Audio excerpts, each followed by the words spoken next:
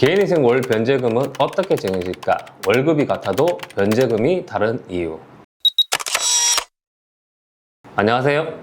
오늘은 개인회생을 준비하는 분들이 가장 많이 궁금해하는 질문을 다뤄보겠습니다. 바로 개인회생을 하면 매달 얼마를 갚아야 하나요? 입니다. 상담을 하다 보면 이런 질문을 정말 많이 받습니다. 채무가 5천만 원인데 월 30만 원만 내면 되나요? 친구는 월 20만 원을 낸다는데 저는 왜 80만 원인가요? 빚이 많은 사람이 더 적게 내는 경우도 있나요? 결론부터 말씀드리겠습니다. 개인회생의 월 변제금은 빚의 액수만으로 결정되지 않습니다. 오히려 가장 중요한 것은 얼마를 버는지, 그리고 생활에 꼭 필요한 비용을 제외하고 얼마나 남는지입니다. 오늘 영상에서는 개인회생의 월 변제금이 어떻게 계산되는지 쉽게 설명드리겠습니다. 첫 번째, 가장 중요한 것은 소득입니다. 개인회생에서는 가장 먼저 신청인의 소득을 확인합니다. 급여소득자라면 급여 명세서와 통장 입금 내역 등을 확인하고, 사업자는 매출과 비용, 종합소득세 신고 자료 등을 통해 실제 소득을 살펴봅니다.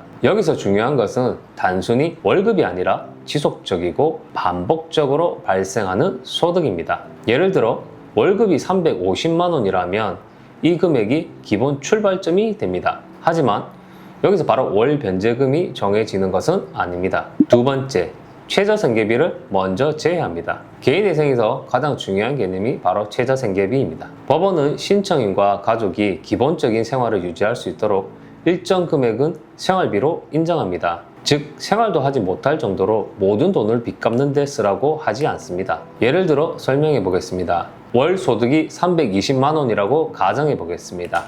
법원이 인정하는 생계비가 170만 원이라면 남는 150만 원 정도가 변제금 산정의 기초가 될 수 있습니다. 물론 실제 계산은 이보다 복잡하지만 기본 원리는 바로 이것입니다. 소득에서 인정되는 생활비를 뺀 금액이 변제 가능 금액이라고 이해하면 됩니다. 세 번째, 부양가족이 많으면 변제금이 달라질 수 있습니다. 같은 월급을 받더라도 월 변제금이 크게 달라지는 이유가 있습니다. 바로 부양가족입니다. 예를 들어 혼자 사는 사람과 배우자, 어린 자녀 2명을 부양하는 사람은 생활비 자체가 다를 수밖에 없습니다. 그래서 법원은 실제 인정되는 부양가족 수와 여러 사정을 종합적으로 고려해 생계비를 판단합니다. 다만 가족이라고 해서 모두 자동으로 인정되는 것은 아닙니다. 실제로 부양하고 있는지 여부 등도 중요한 판단 요소가 될 수 있습니다. 네 번째, 추가로 인정되는 지출도 있습니다. 모든 사람이 같은 생활을 하는 것은 아닙니다. 예를 들어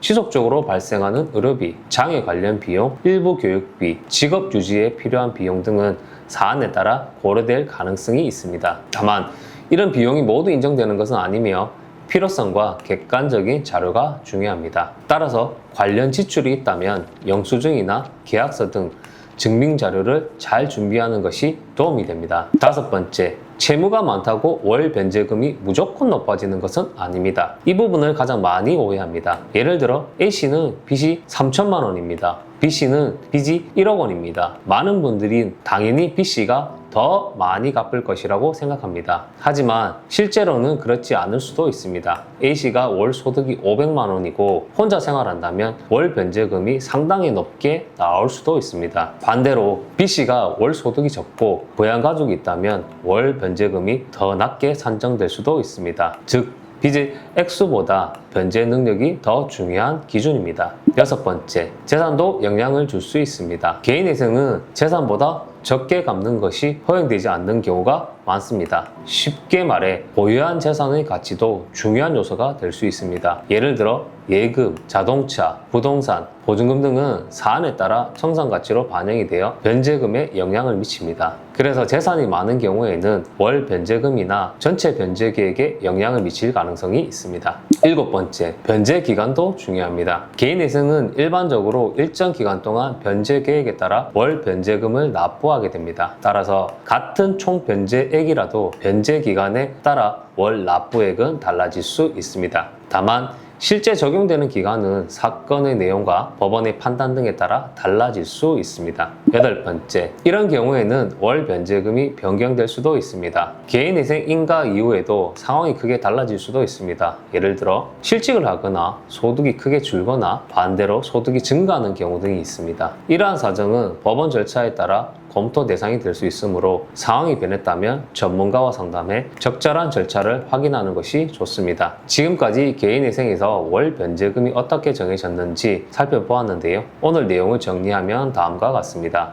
개인회생의 월 변제금은 빚이 아니라 변제할 수 있는 능력을 기준으로 정해집니다. 소득이 얼마인지, 생활비는 얼마나 필요한지, 부양가족은 있는지, 재산은 얼마나 있는지, 그리고 여러 사정을 종합적으로 고려해 법원이 변제 계획을 심사하게 됩니다. 그래서 다른 사람의 사례를 그대로 내 상황에 적용하는 것은 적절하지 않을 수 있습니다. 같은 연봉을 받더라도 가족 구성, 지출 구조, 재산 상황이 다르면 월 변제금도 달라질 수 있기 때문입니다. 개인회생은 고민하고 계시다면 인터넷에 떠도는 사례만 보고 판단하기보다는 자신의 소득과 재산, 채무 상황을 기준으로 구체적인 상담을 받아보는 것이 도움이 됩니다. 끝까지 시청해주셔서 감사합니다. 이상 최민수 변호사였습니다.